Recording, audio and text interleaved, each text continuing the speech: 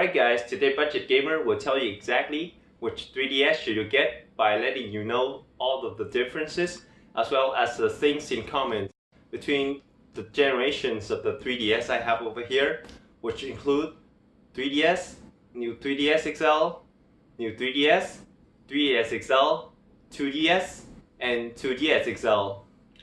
So you won't have to regret buying one of them, or you don't have to resell the one you just bought in order to get a new one. Now let's go.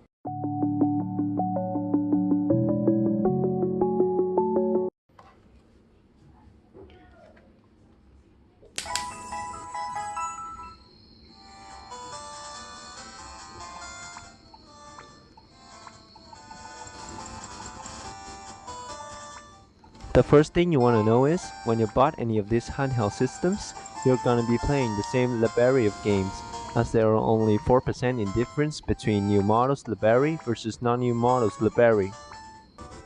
They have equally same hands-on experience, all models feel good in the hands, and they have many kinds of limited edition to choose from. But there are a few exclusive games for the new models that regular 2DS and 3DS can play, including Xenoblade Chronicles, Hyrule Warriors, etc. While regular 2DS and 3DS struggling with maintaining 30 frames per second in some games, the new 3DS and new 2DS can have a stable frame rate of above 40 to 60 because the newer models are stronger in specs with native 60 FPS games like Super Smash Bros. Not only the loading screens are shorter, but the graphics will be much better. Locally, when new 3DSs are connected together, they tend to share a much stronger bond than old 3DSs. They can play NDS, GBAs, SNES games also. Now we'll take a closer look on each one of them. The first thing should be the new 3DS I have here. They'll have a much better 3D visual than old 3DS thanks to eye tracking technology.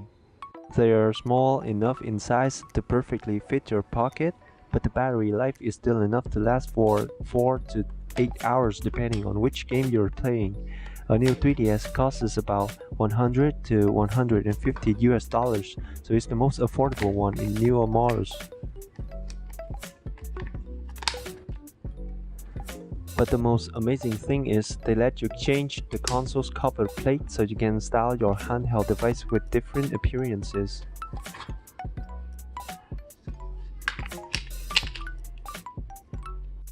Almost all new 3DS use TN screen panel with average display quality, but you can still find some of them that has IPS screen panel. You can tell the panel type yourself by changing viewing angles like this. As you can see, the TN screen will lose some of its color, but the IPS one can still maintain them. Okay, in my opinion, the new Nintendo 3DS XL here is the best thing to get if you love 3D feature. It has the largest screen and the biggest battery, so it's quite expensive. You can get one for $200 to $300. In my opinion, it has the best build quality among all models. It's durable and the hinge is clicky and makes you feel great every time you open the system. If you're lucky and picky enough, you can come across a used new 3DS XL with IPS panel on both of their screens. IPS panels are much better. They make the black color blacker and produce richer color. But please take notice that later releases of new 3DS XL do no longer have IPS panels. The only downside is they're too big. It looks pretty weird when you put them into your pocket.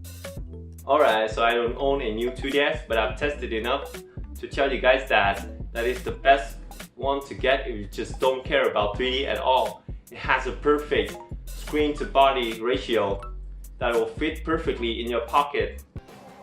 Though the cover's texture does not have the expensive look like the new 3DS XL, but more of a plasticky feel like new 3DS, the battery life and game performance is top notch because it doesn't need to handle 3D visual, so you can expect all games to run at the smoothest frame rate possible.